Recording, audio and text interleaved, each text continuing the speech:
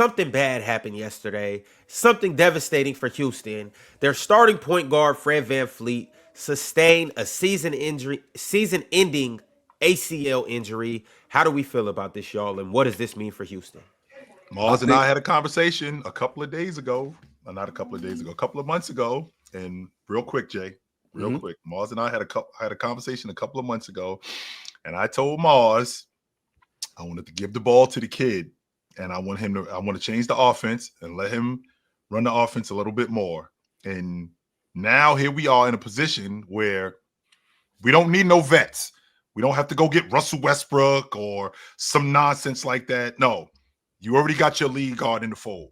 I think that this would have been catastrophic if this would have been Sengun, because Sengun is somebody that I don't think you can replace.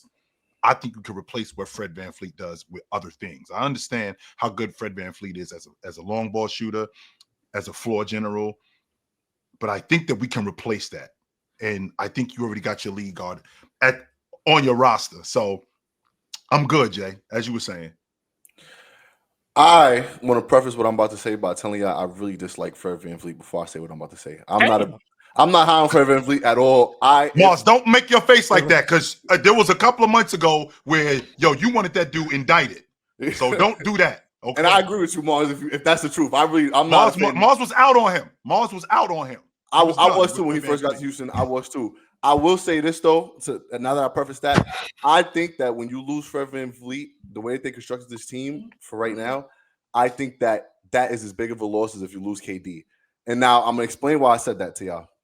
I think that what Fred VanVleet does on offense, why is that funny, Mars? I think what Fred VanVleet does for them on offense in terms of getting guys like Steven Adams and Clint Capella involved on offense with one of the worst offensive teams, like on the bad side of the offense or the offensive spectrum in the league. What he does for guys like Clint Capella and what he does for guys like Steven Adams, getting them involved, you're not going to have anybody else be able to do. And I don't know who the young guy you're talking about, Chill. I hope it's not Reed Shepard. I pray that's not who you're talking about. Yes. I think Till is going to be disappointed as the season goes on. Then I'm not trying to hear that whole small backcourt thing. Steph Curry ain't 6'5". Jalen Brunson ain't 6'5". Darius Garland ain't 6'5". I can go down the list of guys that ain't big guys. And on top of that, the 6'5" guys that are out there that you guys are very critical of. I've heard plenty of conversations about you dudes talking to me about Austin Reeves, who is 6'5", who averages 20 a game, who you ain't happy with at all. And this dude is the starting two guard for the Lakers. There's plenty of people who ain't happy with him. So I'm not trying to. Are we looking past? And I'm curious to know, how good is Aaron Holiday? Aaron Holiday is solid. He a rotation dude. He's a solid rotation player. I really enjoed having Aaron Holiday last year. Right. But don't you think he can increase his minutes a little bit and he's not take over some of those? No. He's a small guard. He's not a point guard. At the same time, a small guard. He's a point guard. He's a small point guard, but he's not. At the same time, he manages. Not in the traditional. He's not a point guard. Oh, for sure. But he manages. I see him as a point guard for the second unit. He manages that second unit very well when they use him. Like when they'd have him off the ball and Jalen Green running things. And I'm not saying that was good. Yeah, I think it should have been the opposite. But and I'm not arguing with you. That's neither here nor there. But they use Aaron Holiday as a two guard. He's a spot movement shooter who will play defense. That's what he is. He's not a point guard. That's not. Yeah, not from the traditional sense. But I feel like we don't need to increase his role. By the way, but I will say this look like it's lining up for some guy who's been in the controversy media lately to be on the roster. Yeah, that's what it looked like it's lining up to be. Now I don't know. I haven't checked my sources, but hopefully we see something like that. And I've been an advocate for pushing that since the Rockets got Kevin Durant. I felt like they needed that presence. You just need that type of leadership. You need that type of value in that lineup. So I wouldn't be surprised if they do that. I could see Russell Westbrook. He out there as well too. So I wouldn't be surprised with that either. The Rockets going to do something. They need to get a point guard. Like we can't see Kevin Durant without a point guard again. We just can't see it. The Rockets don't have money. Yeah, they're broke. Oh, they can get people for the minimum though, and they're gonna get an exception with Fred VanVleet getting hurt. That'll put them over the first apron. Which They they're gonna not go over trying the to first hear. 8th trying to win a We'll see. championship. I don't know. I'm not a front office person. I'll see what Yeah. they do. If Judge, you're trying would to you win be a against them? championship, you willing to go over the first 8th. But They would you be just against traded them for trying to Kevin trade? Durant. They can't waste that. They just traded for Kevin Durant. They got to do something. I don't know what it Yeah. is, but they have Yeah. to do something. They can't trade some of their guys until December 15th. Right. And So the guys That's right okay. now they could trade like Reed, Tari, and they're not Yeah. trading these guys. So like, there's no way that I don't think they should start the season without a point guard in the starting lineup because I just don't think Reed Shepard is ready to be a starting point guard. he's not. It's Definitely not Thompson, Aaron Holiday. Drenchy. It's And- Thompson. and Give him the Thompson. ball. That That man man's Thompson It's is not a point Thompson. guard. I think that's gonna be a bad experiment. I think that's You have to just do gonna it be a to bad December experiment. though. Just to December though, Jordan. Just to It's December. They can. Thompson. They might. They Who coming all they back got in to do. December? Oh, you talking about to trade somebody? Yeah, The you trades, would- yeah. All they they got to got- do is hang in there to December. Clint And Capella look, for like they just point let guard or some them in, get it and go. That's You a know what I'm saying? nasty Get it lineup. up the court. Yeah. Get it up the court and get the ball to Kevin. They're gonna Durant. have to win off the back of defense, running, and rebounding. Like it's gonna, that's what it's Which gonna they Which be. is did last possible, year. which is that's Yeah, what they do. that's what Yeah, they're which gonna they have did to. last They're gonna year. have to play defense, run, and rebound. I just don't Yeah. like a man playing point guard. To be real with you, I just don't really like it. I just don't think that's him. I think So- he'll be so fine in the it's regular just to season. December. They're just not. This team ain't winning a championship without Fred VanVleet. No, they're So not. that's why Yeah. I get what Jay's saying. Now comparing it to Kevin Durant, okay. But I get think what it's you're equal. saying, like, It's an equal loss. Without KD, they have no chance of a championship. Without Fred, they have no chance of a championship. So So I get the Unless we get a But good it just- point guard. right, I would go out and trade. If it was me, right, and I'll never be in the front office. But if it was me, I'm looking at Reed Shepard to go, and I'm looking to see who I can get in return. The reason it's going to be tough, Ox, to hang on to December 15th because the West is so fucking tough, and those 2 months could literally be the difference between you There you and go. the I 9th seed and then the 3rd seed. Like don't think we're gonna be that, but If they can keep it, if they can just keep it competitive, you know what I mean. Stay at around 500. Go to December and make something happen. I think they'll be all right, bro. I mean, they're gonna win basketball games. They got like Mars just stated, the defense. They got to be able to speed up the game with their defense. Get you know what I'm saying. Get all the loose balls, mix it up, play some defense, and then get the ball to KD, bro. Like. You know what I'm saying? Like that's just got to do rebound, be big. I mean, out Sengun, they still got Sengun. Like they still got a competitive basketball team. I don't think like I'm a big fan of Fred VanVleet.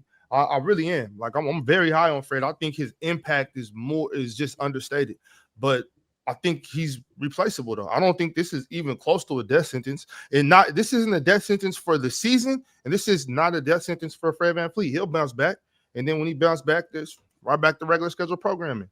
But until then, like KD got to put the ball in the bucket. They got to play some defense. Alpy got to be ready to play ball. They got to run, rebound, run. You know what I'm saying? Just do what you can. They'll be all right. They'll win some games. I don't think this is as crazy as it sounds, especially since in December they can make some moves. So here's the question that I have, Ox. Mm-hmm. This Oklahoma City team that we watched last season, the majority of the games that they won, and I know how the playoffs are. I know the game slows down, but to your point, Moss, in the regular season, the majority of the games that they won, how did they win those games, Ox? Defense. A lot of defense, and I think that's who Houston is, right? I think that they're more of a defensive team. I look at Amen Thompson. He may be, because I got him as the defensive player of the year this year. I'm not saying that he's Magic Johnson or Scottie Pippen yet. I'm not saying that yet. What I am saying, Omar, is I'm looking at him, one, as a point of attack defender. I think he stifles your defense, your offense. I think he's slow. I think he shuts the door on your offense. That's number one. Number two, I look at him as a transition guard. Last season, he was one of the better transition guards in the game. You guys know how I feel about transition players. And the reason why I feel like that is because as wide open as the game is today, you need athletes. Amen Thompson is arguably the best athlete in the game, especially young athletes. The way he gets downhill with the basketball and the way he plays in transition is some of the best that I've seen. When I use names like Scottie Pippen, Grant Hill, Meta World Peace, when I say people like that, Ox, I say that as an architect. I'm not saying that he's Scottie Pippen 1993. No, go back and look at some year 2 Scottie Pippen tape. Go back and look at some year 2 or year 3 Meta World Peace tape. That's what I'm thinking about. He reminds me of guys like that, and he could be that kind of archetype of player. And on top of that, if we're changing the offense in Houston, because again, When we get to the playoffs, the game is going to slow down. We have to be able to play in the half court. If we're going to change the offense to be more conducive to his skill set, we're changing the offense where we're getting the ball more into Sengun, and we're going to operate off of him as our hub. Very, very much like what they do in Denver with Joker. He might not be the passer that Joker is, but that's how we're going to operate. KD operating off of him. Not just KD, Sengun operating, not Sengun, I'm sorry. Thompson operating off him. I watched him play pick and pop, pick and dive with Fred VanVleet last season, and it actually worked. So I don't hate it, but then what I'm looking for with him is I'm looking for a guy who's going to speed us up on offense. I'm looking for a guy who's going to be great in transition. I'm looking for a guy who has the ball in his hands, who's going to get other people involved. I don't think that his passing is great, but I think that it's going to improve this year. We get wrapped up a lot of times in guys that we see them for what they just were, not what they're going to be. None of y'all up here had Anthony Edwards cracking 10 threes a game this season coming up, leading the league in threes. So I say that to say I think Thompson is going to be a lot better this season than we give him credit for. Give him the ball, Mars. Get his kid the ball. No, they're going to have to. It's not... Wait, what did I miss? Chill, you saying Thompson needs to be the point guard? Give him the ball. Well, he's been saying that since Fred. That's not a new take. Yeah, he's been saying. No, it's not. For some reason, I just didn't expect that. I thought we were gonna give Reed Shepherd his due credit as the next guy up. Why we not doing that, Ron? Reed is the next guy up off the bench. And I know how Mars feels about him. I'm just looking at Reed Shepherd, and I'm thinking again when we talking about guys in the past from what we last saw from him. Mars, you said this yourself. One of the main reasons why Reed Shepherd wasn't playing because of depth in Houston. Wasn't really no run for him. On top of that, he wasn't able to make shots. So you're not making shots, and on top of that, we loaded. That's a recipe for disaster for you. So I think this season, I think he'll be. I'm going to give him the benefit of the doubt, and I think that he'll be able to make more shots this year because I think he's worked on that. I mean, I hope. Yeah, this team just ain't winning the championship, but I think they'll be fine. No, I don't think that neither. No, I don't think that either. I think they'll be a fine regular season team on the back of defense, rebounding, and athleticism and length. And one could even argue that having no Fred VanVleet bolsters those strengths. They become a better rebounding team. They have a better defensive team. Although Fred VanVleet is a good defender, maybe they become a better defensive team. They become a more athletic team because Fred VanVleet is not out there and he was 6 foot, regular wingspan, very below average athlete. So maybe their strengths become stronger, some of their strengths, but this is a team that without Fred VanVleet, with Fred VanVleet on the court, they were a top 3 team in terms of not turning the ball over. Top 3. With Fred VanVleet off the court, they were bottom 5. Major discrepancy between turning the ball over with Fred VanVleet, without Fred VanVleet. That's the biggest difference. That's the biggest loss right there. Not having Fred VanVleet means the turnovers are going to skyrocket because that means Thompson is going to be handling the ball. That means Kevin Durant's going to be handling the ball. That means Reed Shepherd's going to come in with extra responsibilities. That's already a recipe for disaster. Fred VanVleet, for all the issues I had with him, he looked after the ball. He made sure that Houston got to what they needed to get to. He got the ball where it needed to be. Anyone else on the roster couldn't do that consistently. You're now asking Kevin Durant to do that at his age. That's going to be an extra burden on him, trying to get him through the regular season. You probably don't want to do that. Then the other thing, and this is beyond Fred VanVleet. This is a concern I had with the Rockets before losing Fred VanVleet.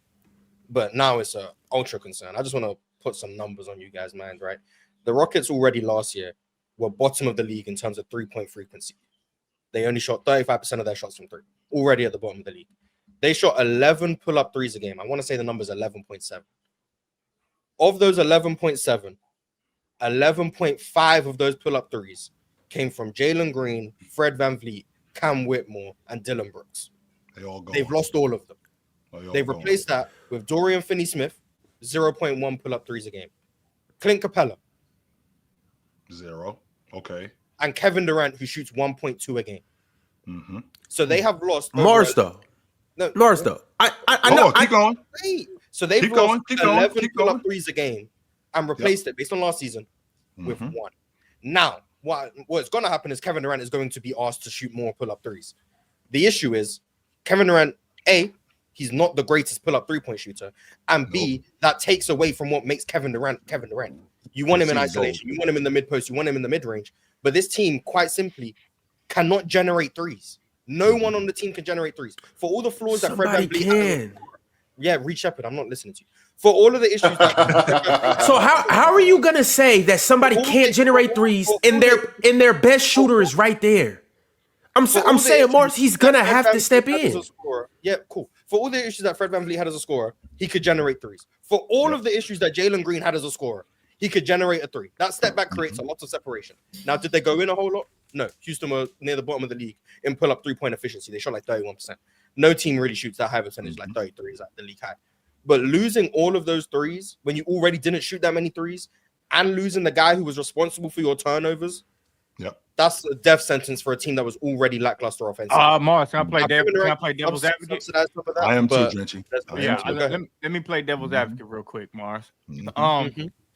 Pull-up threes is a big deal in the NBA. I would agree with that. Losing 11, what you said, 11.7 of them? 12, 11.5 of their 11.7. 12. Okay. So 12. So we're basically losing 12. Let's say we lose 12 pull-up threes a game. That's fine.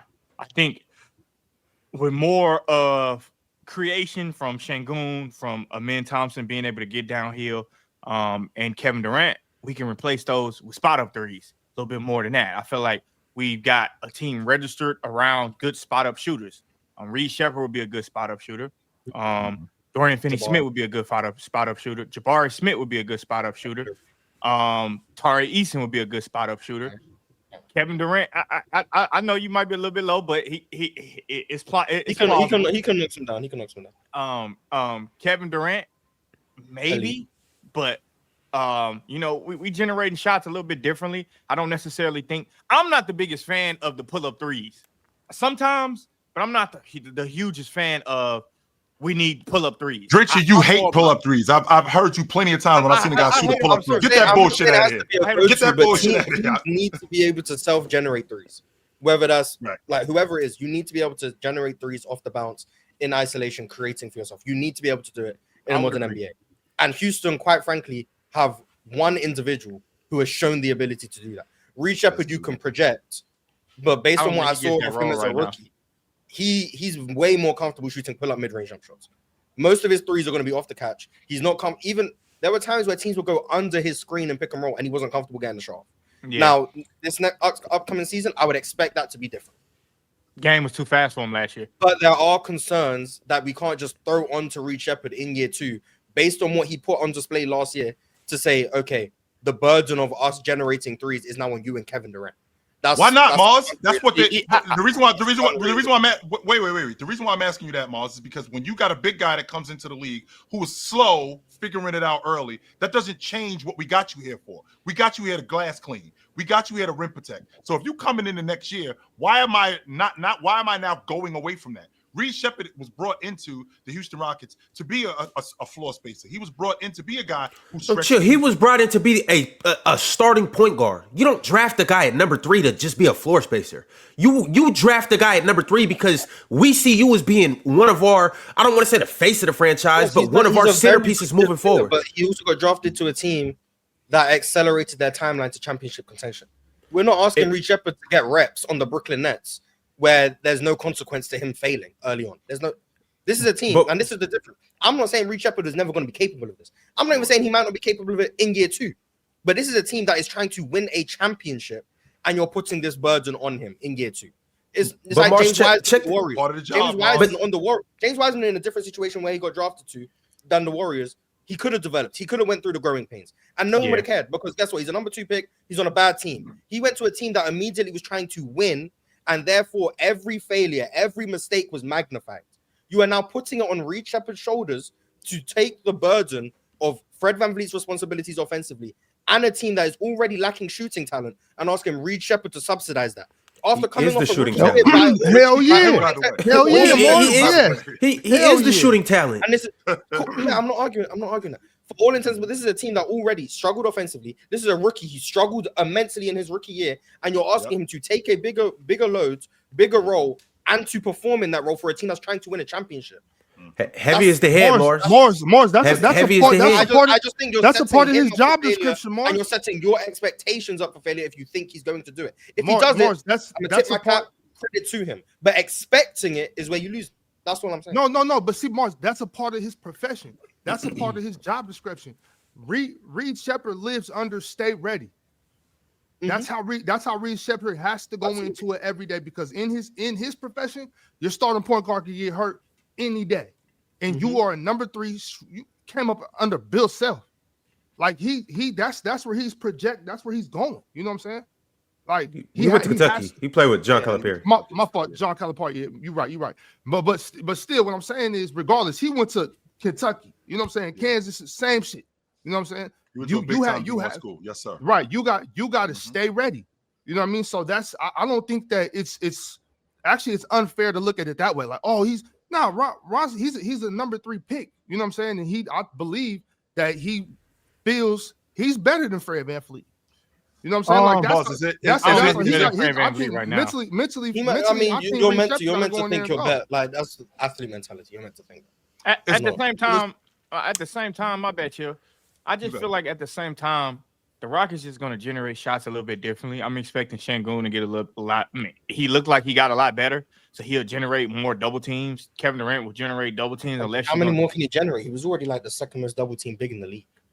Yeah, let me take that back. He'll generate them and not turn a damn ball over. Okay, let's put it at that. He'll see it early. He'll skip it to these shoot. I feel like I'm more confident, even though I know losing Fred VanVleet hurts, but I'm more confident in these wing shooters like Dorian Finney-Smith, Jabari Smith.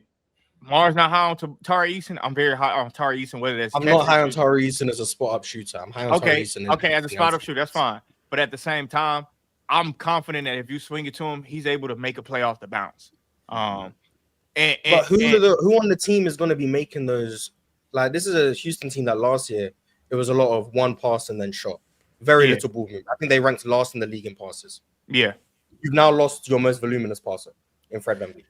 Difference in committee. I feel like having Şengün with a little bit more of the work, you took a little. I know we replaced Jalen Green with Kevin Durant, but Kevin Durant's game is not necessarily like Jalen Green. It's not a wild game. It's a simple game. It's an old man game at this point. So I think Şengün gets a little bit more of the work of, putting the ball in his hand a lot more, making those passes, and you might see a lot of swing actions from the Rockets this year. I feel like now that they got what you call structure a little bit on what they want. Apparently, with the identity that they want, it looked like they all in on this 6'7" wingspan plus defensive identity, catch and shoot guys. I feel like this is where you're gonna see a lot more swings from the Rockets. I know we didn't get it last year. I don't think this is the same team coming into this season as far as what the DNA will be. It'll still be the same hard, tough-nosed defense, but I don't think we'll get the same type of shot qualities. That's basically what I'm saying. I don't think it's the same shot. Ox, what have you told me, Ox, more than once, more than twice about coaches? Coaches got to do what? They got to coach. Coach got to coach. And we know Inmate do that. The reason why I bring that up, Mars, is because the first thing I thought about Shepherd was the timeline got accelerated last season. I mean, I felt like this team was going to be good. I thought that they were a top 5 seed. No one really saw 2 seeds. Yeah, but here we go. Like we're at the top. Not only are we at the top of the Western Conference, Mars, we add KD. So now the timeline has shot up because we got a guy who is a little long in the tooth, but still has the goods. So the window isn't open long. We got a bunch of young guys here who are trying to develop and turn into something. Only except we just jumped to the top of the Western Conference. And now we got arguably the best scorer in the league on our team. So now what we're thinking is championship aspirations. So now all of this other stuff comes into play. Well, Reed Shepherd now has to be more than what we thought he was going to be at this stage because the timeline just went up. So I feel like guys like Amen Thompson, the timeline has now shot up. I understand how you feel about him as a ball handler. I'm thinking that the offense can change and Şengün is going to be our hub. We're gonna run the offense through him a little bit more. And in terms of the turnovers, I feel like watching Şengün in the Eurobasket tournament, I think that's going to translate over to the NBA. I feel like he's got a lot of confidence in his game. On top of that, I think his touch is going to be better. You guys talk about threes, and I think this is really interesting, Mars. When you got a guy like Şengün where we're running our offense through him and that touch is better, I think that that's going to demand more double teams. And with the demand and more double teams, I think that a lot of guys are going to be open more for shots like Reed, like KD, like Jabari, like DFS. And I think that we could supplement those pull-up threes. I think we could supplement that for transition buckets when we get that on defense.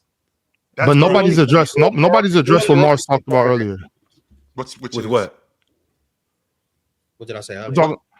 Oh, Yeah, the biggest thing, and that's what I meant to get to a second ago. You can't. There's nothing you could do if you're turning the ball over.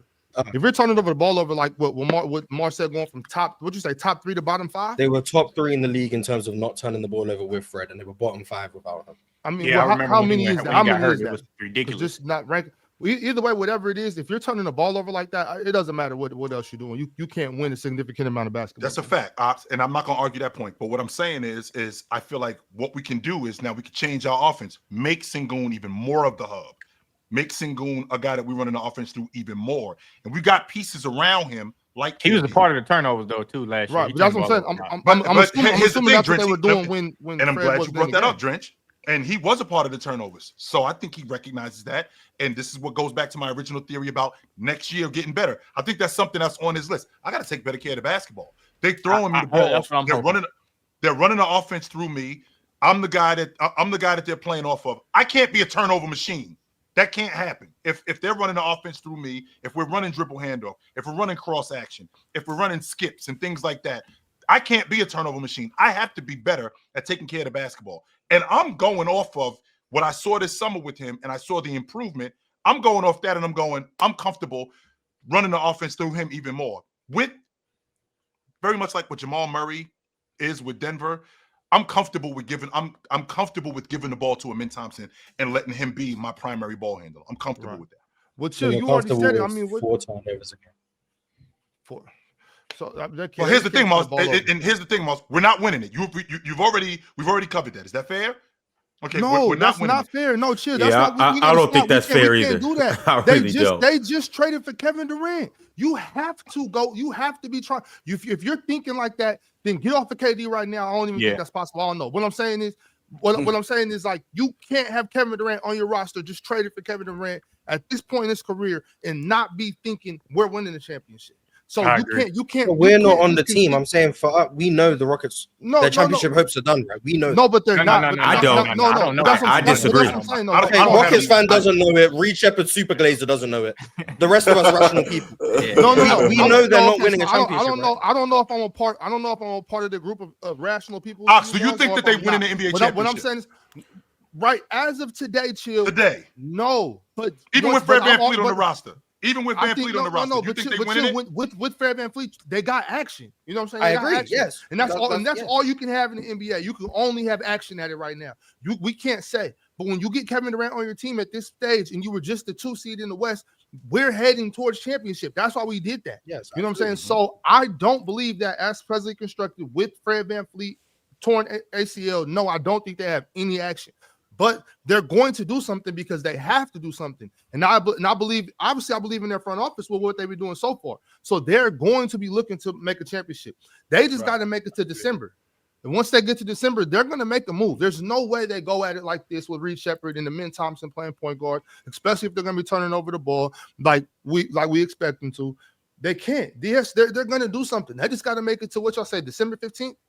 That's when and they're going to do something, bro. I don't know who they're going to get. I don't know how they're going to do it, but somebody's out of there and somebody's coming. Do we know how Fred tore his ACL? Like, did they say how he was working out? It was in a workout. The workout. Damn. Oh, chill. You know what? I was thinking. I wonder was he working out with his brother? He works out with his. He works out with his brother. It was a Rockets camp. The Rockets. It was. Okay. It was mini camp. Ramping up for camp. Yo, Jay, they got to get on the phone. Jay, I'd like to hear your thoughts about just the injury and what you think the solution could be. Keep in mind, they still got Aaron Holiday over there. They could make a trade. I started off the conversation. I said they got to trade. He said that could. They're done, but if they want to be competitive, they need to trade. And absolutely. I'm getting off of Reed Shepherd, right? I know that you hired him, and I'm sorry that you have to hear that from me, but he got to go because I don't think that, like Marge is saying, I don't think he can rise to the level that's going to make them competitive for a championship anyway. I would rather go out and get somebody that is going to put me in a better position to be competitive to win today. They have to win. Who's the guy that you're thinking of? And I know you're saying that, so they have a lot of good young talent over there. But who's the guy that you would be like that you think could be available for them? That's hard to say because if I'm the rest of the league, I'm looking at the Rockets like they know that they need to win now too. I'm taxing them, right? I'm taxing the Rockets if I'm the trade market. But and I know y'all gonna be like, why would I say this? I'm calling the Cavs right away and seeing what I could do for Lonzo or Todd Jerome. Lonzo was the name I thought of, but I just know the Cavs ain't Thank getting you. up. I just know The Cavs not giving up him. I'm calling.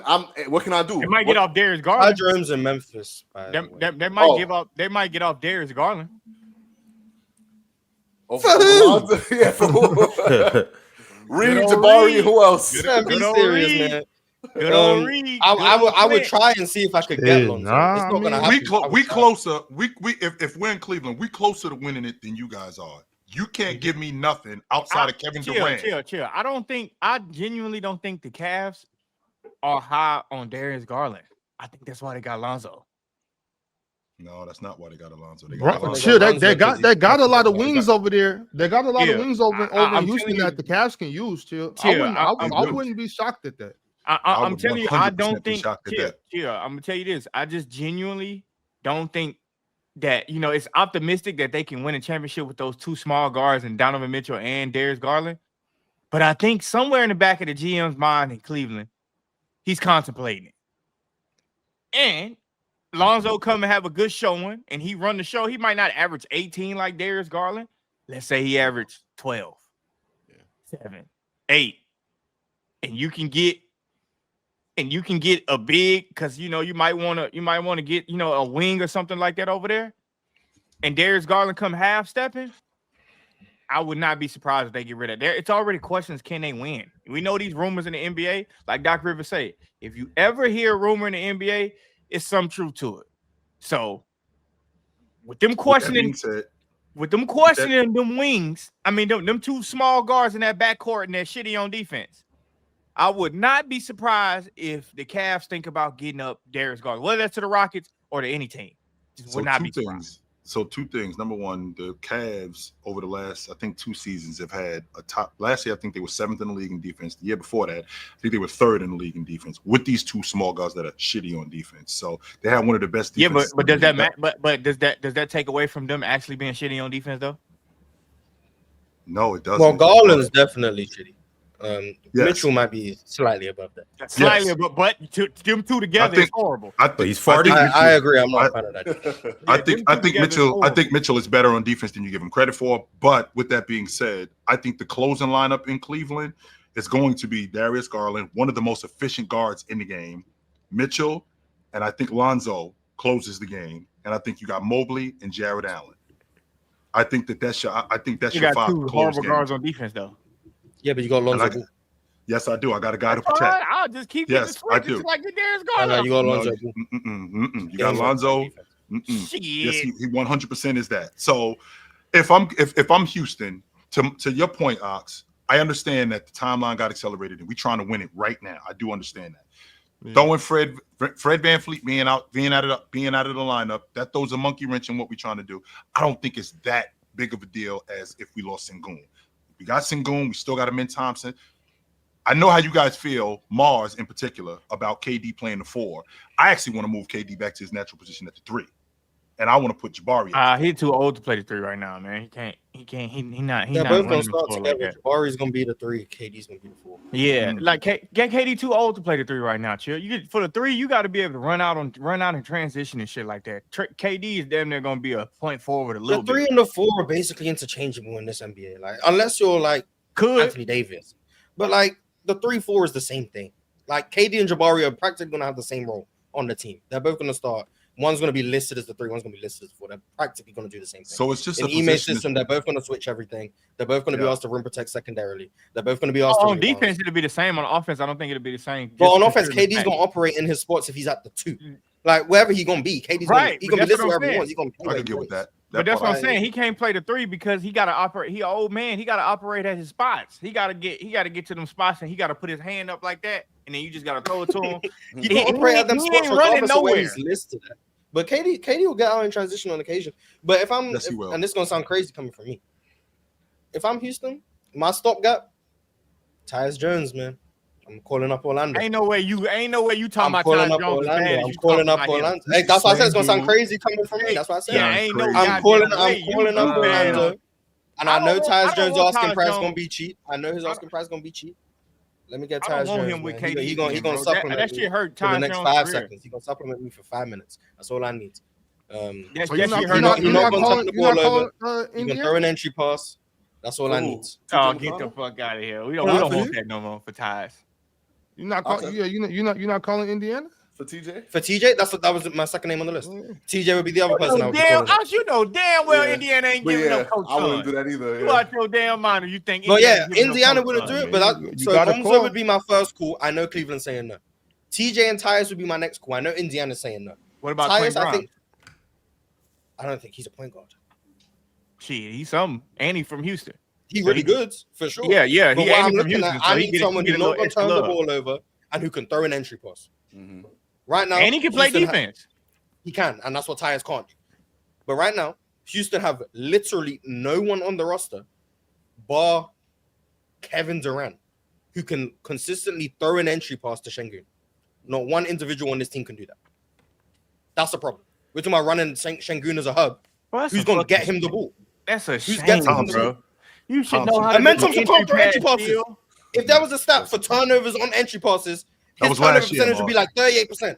That's last year. He can't throw entry passes. That's last year. How do motherfuckers not know entry pass? Jabari can't throw entry passes. Tari couldn't throw entry passes. That's last year. None of them can throw entry passes. I'm better this year. I can throw entry passes now. I can't just project improvement based on nothing. I can't just do that. Actually, but here's the difference, though, Moss.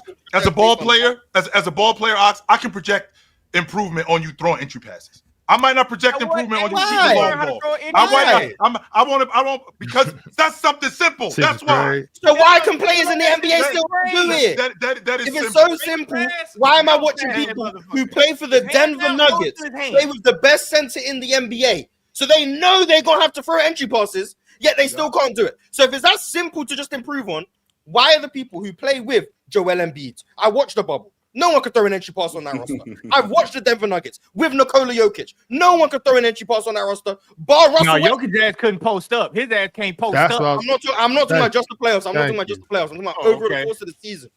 I'm watching these guys play with these dominant bigs, knowing damn well they're going to throw this ball into the post every trip down, yet they can't throw entry passes. So I can't just be like, oh, well, they're just going to figure it out. No. Well, number one. There's the evidence. I'm watching the NBA. They're not figuring it out. Okay. So sure, Ma. I think that's a little bit disingenuous off the strength that how you throwing the ball into the post. Number one, a lot of these defenders, like for example, Zubac. Zubac is behind Joker, and he's slipping Joker, and he's turning the basketball over. That has nothing to do with me as a guard. This is where Joker asking for the ball. I'm getting Joker the ball. He's getting slipped, and he's turning the ball, and he's stealing the ball. Now I get charged with that turnover. That's me. So same thing is going on in Philly. Joel Embiid is a hub for them. So with Joel Embiid being a hub for them, he doesn't play on the box nearly as much as he plays in the mid-range. Nearly as much as he plays on the wing. They kept turning the ball over, trying to get in the ball. No, a big part of the reason because that's where you want to play. That's why he's throwing the ball between his legs as many times as he is. That's why he's shooting the long ball. Because Joel doesn't shoot that many threes. He shoots like 3. In fact, Joel Embiid has said, "I want to show my skill set." But Joel shoots like 3 threes a game. Joel and he do shoot because I was betting on that shit and he will fucking kill me. Joel's a face-up guy for sure, but Joel's post-ups, there's a direct correlation between Joel's post-ups going down right after the bubble. And what happened in the bubble? They got swept because no one could throw the ball to Joel Embiid. Direct correlation. Also, he turns the ball over in the post a lot. But that's a whole different conversation away from entry passes. But Joel Embiid could play in the post if guys could get him the ball in the post. We're watching the odds in NBA. Guys can't throw entry passes consistently. To be honest with you, I'm gonna stay away from that. But what I am gonna talk about is Amin Thompson. We know for a fact that our hub is not just Kevin Durant, but Şengün. So if I know I'm gonna be one of the primary ball handlers, I know that my job is to get him the basketball in the post. If my job is to get him the basketball in the post, I'm gonna be working with him in the offseason. Where do you want the basketball? You want the ball up here? You want the ball back? You want 2 weeks? Well, here's the thing, though, Miles. I wasn't just working with him. Şengün's been at Eurobasket the whole time. Right. So it's not like they have time in the offseason.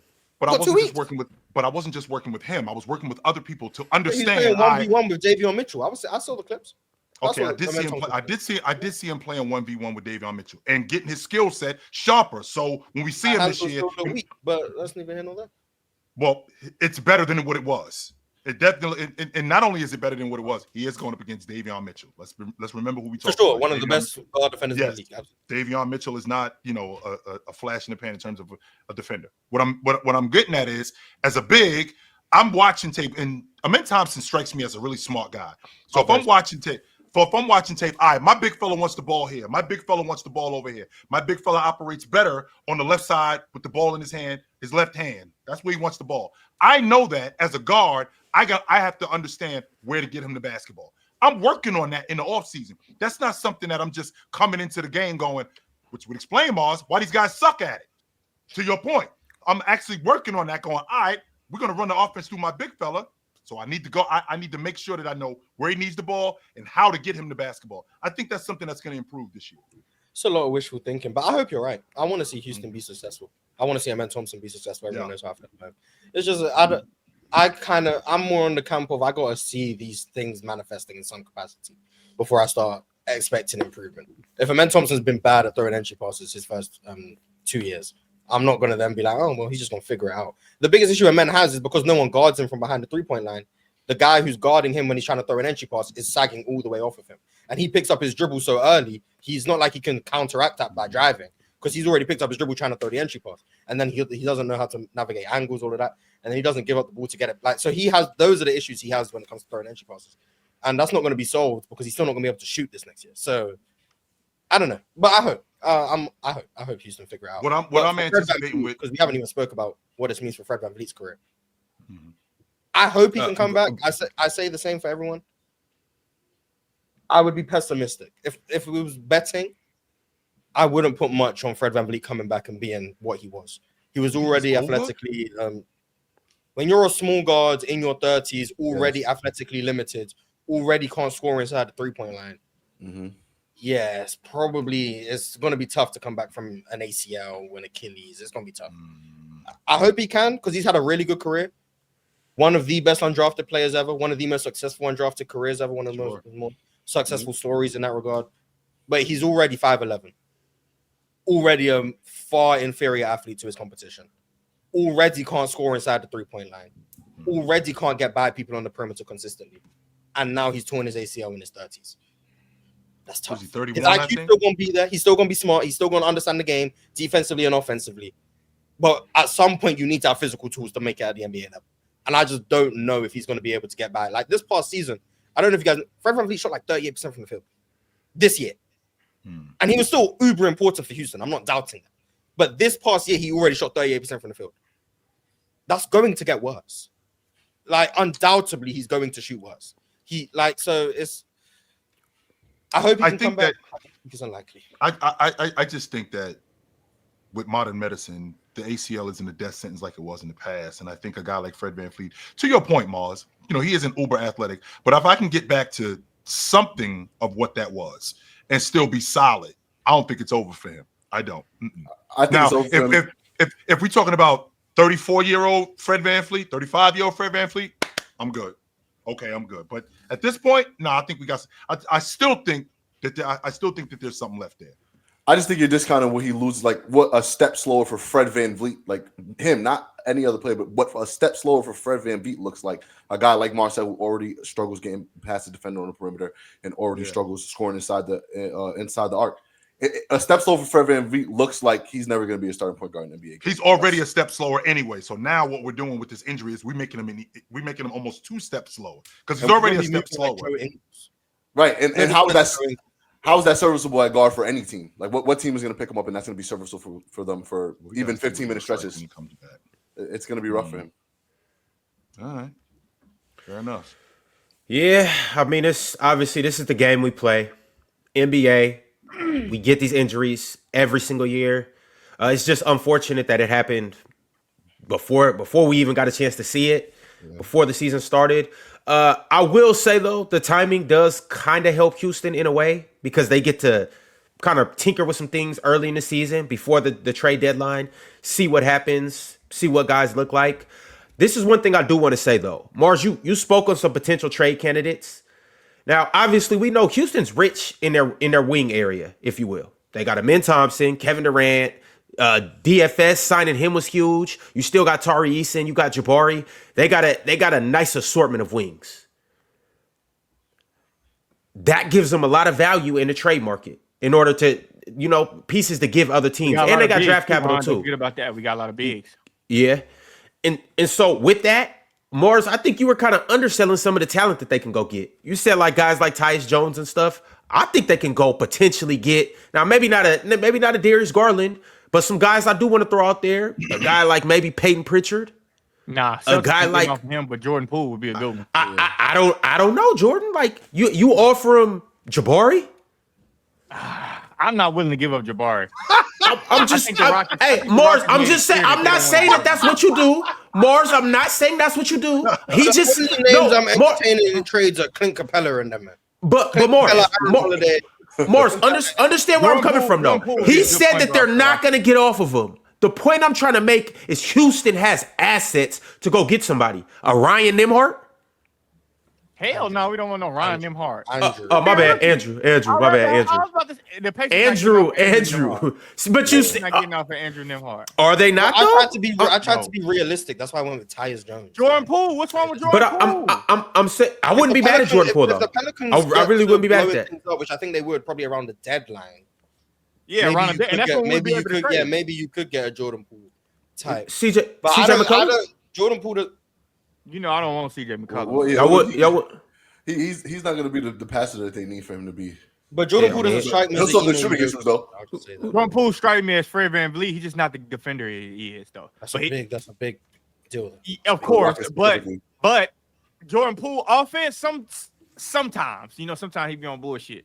But Jordan Poole, he's a good offensive player for sure. He's a good offensive player. Yeah, and that shit. And Mars, guess what we address with Jordan Poole? And I know we hypothetically speaking, them pull up threes you was talking about. Yeah. Oh yeah. That shot creation you was talking about. He'll do all 11 by himself.